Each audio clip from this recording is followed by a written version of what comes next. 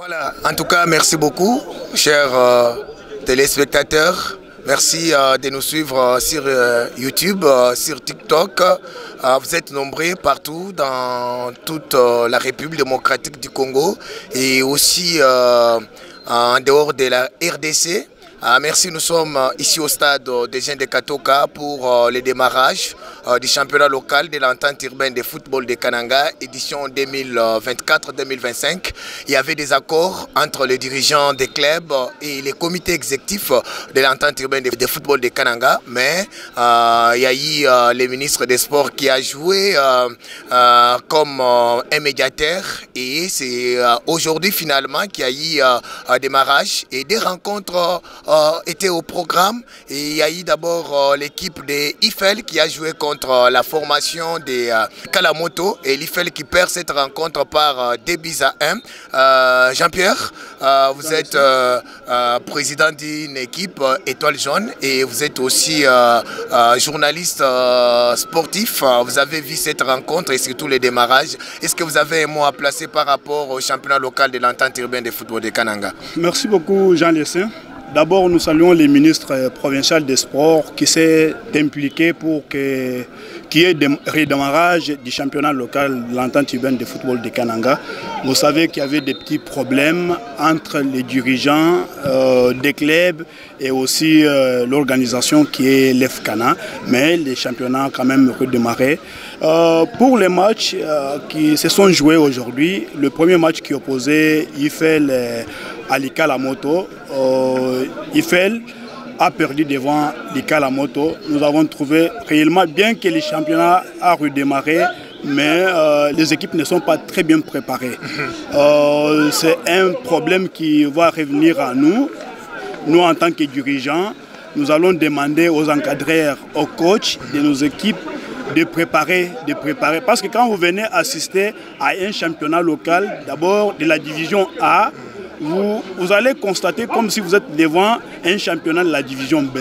C'est pourquoi je voudrais lancer un appel dans le camp des présidents des clubs, dans le camp des coachs, ou des encadreurs, oui, de bien préparer les équipes. Parce que les joueurs qui jouent au championnat local, ce sont eux qui sont achetés par les équipes qui jouent par exemple la Ligue 1 ou Ligue 2 voilà. de la Lina Foot. C'est pourquoi je voudrais demander aux dirigeants de s'impliquer.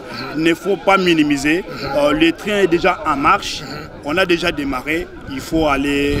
Et cela va commencer par vous-même parce que vous êtes dirigeant d'une équipe Étoile Jaune qui va jouer les samedis contre l'équipe de IFEL. Et je pense que tous les conseils que vous avez donnés ici vont commencer d'abord par vous-même, vous qui êtes aussi président, pour qu'on puisse voir, parce que nous avons aussi des visiteurs. On a vu les coachs de Chinkunku qui étaient au stade, il y a aussi les coachs de Lubumbashi Sport et même les autres personnes qui sont venues assister aux différentes rencontres qui étaient au programme, mais les jeux produits par les équipes restent encore à désirer. Donc votre message est suivi. Et le deuxième match, c'était aussi l'équipe des cheminots qui jouait contre l'équipe des Nouvelle Vision. Mais du côté aussi des jeux de Varese, vous devez aussi préparer, messieurs les dirigeants, parce que quand vous arrivez au stade, il faut avoir des Varese, des par exemple, parce que les équipes avaient amené les mêmes Varese ou la même couleur. Et il fallait une équipe cède pour chercher des Varese. On a pris les Varese de Kalamoto, ce qui n'est pas aussi une bonne chose. Une équipe cheminot qui joue avec les Varese de Kalamoto. Je voudrais commencer d'abord par la première préoccupation. Vous savez, moi j'ai les matchs contre IFEL le samedi. Les coachs de mon équipe étaient sur terrain. Quelques joueurs étaient sur terrain. Je les ai dit, vous avez vu les défaites. Très bien. Au niveau de l'IFEL, on ne peut pas revenir sur ces mêmes erreurs. Il faut bien se préparer parce que nous avons pris à peu près 3 mois d'entraînement. Très bien. 3 mois de préparation. Ouais. On ne voudrait pas, quand il y a un match le samedi, on assiste à un match qu'on va considérer comme si c'est un match qui ne se joue pas au stade. C'est pourquoi j'ai dit à mes joueurs, il faut vous préparer parce que nous n'avons pas beaucoup de moyens. Mais le peu que nous avons disponibilisé pour encadrer ces jeunes. C'est pourquoi j'ai dit au coach, commencez par préparer notre équipe. Voilà. On ne peut pas minimiser l'IFEL parce que l'IFEL a perdu les matchs et on va minimiser pour dire que non, non, on va gagner les matchs de l'IFEL. Non, il faut commencer à préparer l'équipe. Pour la préoccupation que vous avez posée de Varese, non, non. Chaque équipe se prépare de sa manière. Voilà. Mais il ne faut pas oublier que chaque équipe a aussi sa couleur. Voilà. Vous savez les équipes doivent respecter les couleurs. Ouais, il faut respecter les couleurs. Vous savez que je suis, par exemple, étoile jaune. Ma couleur préférée, c'est la couleur jaune.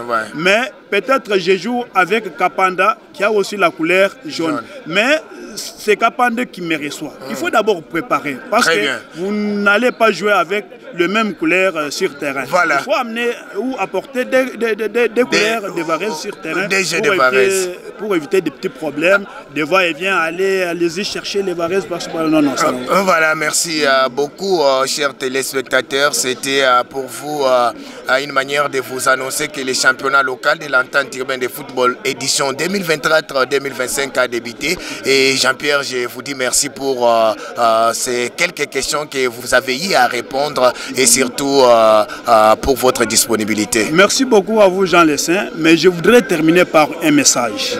Vous savez qu'il y avait des petits pépins entre les dirigeants des clubs et les dirigeants de l'EFCANA.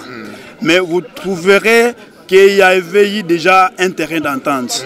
C'est le ministre des Sports et Loisirs qui s'est impliqué.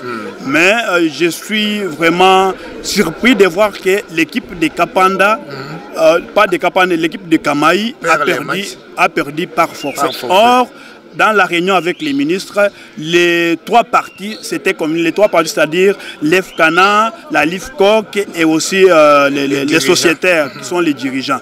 Mais par surprise, on trouve que l'équipe de Kamaï... Donc vous demandez afin que cette décision ne soit pas appliquée. Nous voudrions demander aux dirigeants de l'entente de mettre de l'eau dans le vin. Nous sommes dans une famille, il y a des erreurs qui arrivent, on peut se pardonner, on continue avec les championnats. En tout cas, merci beaucoup. Merci à l'ingénieur Richard Zeka qui nous a aidé à pouvoir prendre des vies. Merci à tout le monde et prochainement vous aurez une autre émission sur nos chaînes et nous sommes très contents et merci de vous abonner toujours. Merci Jean-Pierre. Merci beaucoup à vous, les grands journalistes, Jean Lessin. Nous aurons encore un réel plaisir de vous recevoir. Très très content. Merci.